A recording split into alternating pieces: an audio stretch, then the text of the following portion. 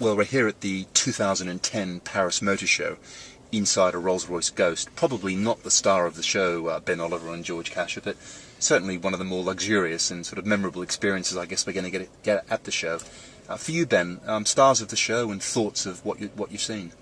I think in terms of themes, electrics, again, it has to be. I mean, this has pretty much been the theme of every motor show that we've been to over the past few years. Yeah. But I think the exciting thing for me is the fact that we are palpably getting closer now to seeing electric cars on sale. I think one of the most significant things that happened for me today is that when Carlos Ghosn stood up to unveil two new electric concepts, one very close to production from Renault, he also talked about a price for the Fluon ZE, so we actually have a proper price for one of the four electric cars that Renault is going to have on sale over the next couple of years, and not just a price for the car, but also a price for the leasing cost per month for the battery. So these things are getting very, very close now. We've been excited about this for a long time. We've seen a lot of concepts. We've seen manufacturers getting closer and closer to getting them into production, and really these things are just around the corner now. And I think that for me has been one of the themes. We've seen other manufacturers as well getting very close. Fisker, for example, have the Karma here again. Looks pretty much the same as the concepts that we've seen in the past. The difference is that this is pretty much now a production car. It's the first car off the production line at Valmet in Finland. That's a car that's going to be on sale middle of next year. So there's I think an excitement now about the fact that the concepts that we've been seeing over the past couple of years really just about to make it into production. I mean, we've got 4 production Renaults pretty well here. And in fact, guide prices, I think, for pretty well all of them. They're talking the Twizy's going to start at about £6,000, about €6,500. As you rightly say, lease costs as well. I think they're talking about the price of these electric cars with the discount or the rebate they get as being EVs, as being roughly the same as the diesel equivalent. So, you know, they're price competitive with internal combustion engine vehicles. Yeah, absolutely. And Renault insist that they're going to make a profit on these cars from day one. They say that all of their sort of profit metrics that they have to apply to regular petrol and diesel cars before they put them on sale apply just as much to electric cars. And plainly, Carlos Ghosn wouldn't put a car on sale unless it was going to make money. So that really has been their challenge, I think, to make that happen. Difficult given the cost of batteries. And George, your views on the show and your highlights?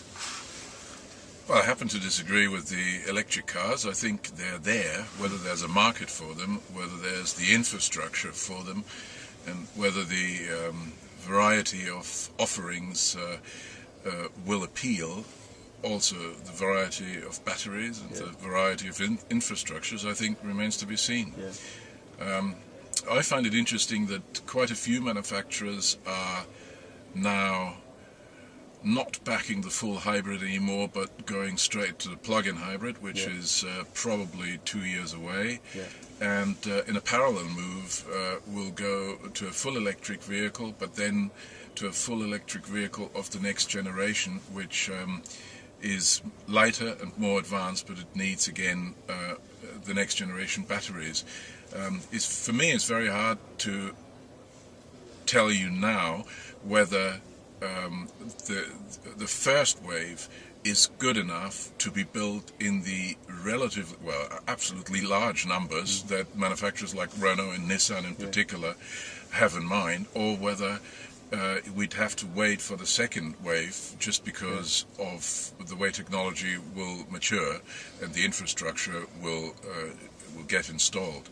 So that's one of the questions which remains unanswered, but generally Paris is euphoric about the electric vehicle. And obviously if it doesn't work in the volumes Renaults are talking, and they're talking 10% of their total volumes by 2020, then that's a huge problem for Renault and Nissan. I mean, they really are banking the company on the popularity of their EVs. I just spoken to Dieter Zetscher at Mercedes-Benz. His view is that maximum 5%, by 2020. So I mean, that's a factor of 2 that they're in disagreement. And of course, Mercedes have a technical partnership with Renault Nissan.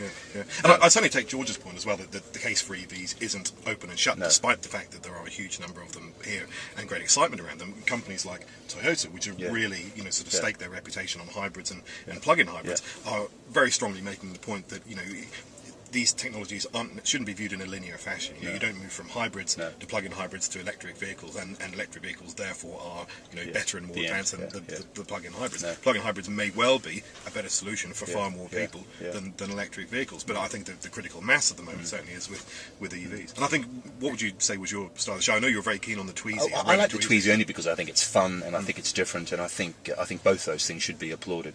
I was also very impressed with the Jaguar.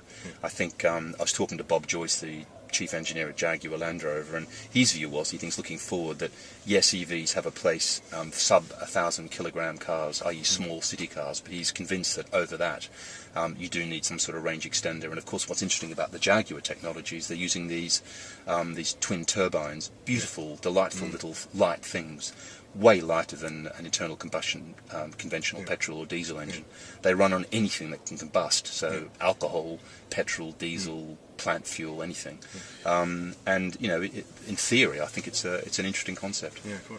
I wonder if you guys would agree that to an extent the car industry, possibly more so at this show than any previous show, thinking about sort of Geneva 6 months ago, has to an extent taken its hair shirt off. You know, because for a long time, particularly after Paris last year, there was such doom and gloom in the car industry. People were almost shamefaced about launching bigger, expensive cars. But here, with things like the Jaguar, although there is an environmental aspect to the 911 Speedster, the Lamborghini Sestri Elementary, I mean, these cars seem to be launched without a great deal of sort of shame or apology. I mean, supercars are coming back. I mean, but all these cars are meaningful in that they are lighter, more efficient, more compact, and closer to a better future.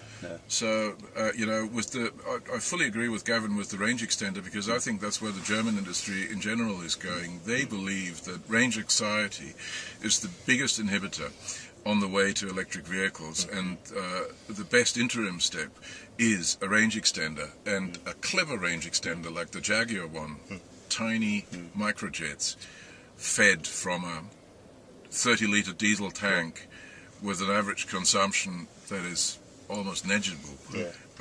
That may very well be a sustainable proposal for the midterm. And running at constant revs. We forget that the job of the range extender is a generator. That's all it is.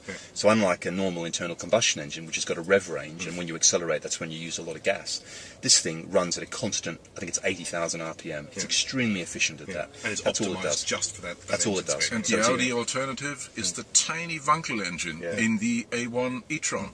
Again, a package which is 2 6-packs. And yet the average consumption per 100 kilometers is under 2 liters. It's. I think this is the pragmatic way. Me too. And a far more. The first range extender is clearly going to be production will be the Ampera, but it uses a conventional General Motors 4-cylinder internal combustion engine. And whilst the range extender idea is interesting, the idea I still feel that you're lugging around a normal engine just simply to top up the battery seems to me a bit of a wasteful thing. In the same way, I still would argue that a traditional hybrid, it's still wasteful. Whereas these things with lovely little delicate Wankel or turbine engines, that to me I can see a sense with that. These Jaguar turbines weigh 25 kilograms each. I mean, that's nothing, and they're the size of a rolled up newspaper. I mean, they're really delicate things, and if they can make that work, and Bob Joyce said to me, he doesn't believe in concepts that haven't got some production relevance. Not to say it will go into production, but I think there's a good chance it will. And I think the Germans are clearly working on the same. Sadly enough, we're sitting in something that is completely irrelevant. Gloriously irrelevant. And that's why it's so it is a beautiful environment. Unfortunately, it doesn't do anything for the environment. No, but for the benefit of the viewers of this, we should point out that George Casher is 6 foot 8 inches tall. So sitting in the back, we started doing this in a BMW 116, and as you can imagine, George wasn't terribly comfortable. So we needed something with a little bit of legroom, which is why we're in this Rolls-Royce Ghost, enjoying ourselves. I'd like to mention something as well that is neither a huge supercar or a Rolls-Royce or indeed remotely environmental, the Audi Quattro concept, which I really, really like, because it feels kind of relevant. It feels like a relevant performance car. I mean, with direct injection and turbocharging, you get good performance and pretty decent fuel economy. And hopefully they'll make it fairly light. It's also quite compact. It feels like possibly a performance car for our times, and it's one of those things you just look at it. I think there's one car at every show that you just want to drive off the show stand and see how it performs. And for me, the Audi Quattro sort of fills that role in this show. Have you guys seen it? Yeah, I've seen it, I've been in it, I've written about it, and yet, it's nice, but in a way the e-tron Spider with e-Quattro, with four-wheel drive by electric power, and an equally striking design just strikes me as the slightly more intelligent Audi. Yeah. It is intelligent, but how quickly can they put it on sale? I mean, that's... But, you know, an icon is not created from the past. I think an icon needs to prove itself in the present. And for that, the e-tron Spider does a better job. Well, with that prescient warning from George looking towards the future, or message from George, I think we better wrap it up. So thanks very much for watching. And thank you to Ben Oliver and George Kasher from Car Magazine. This is Gavin Green saying thank you and see you again. Bye.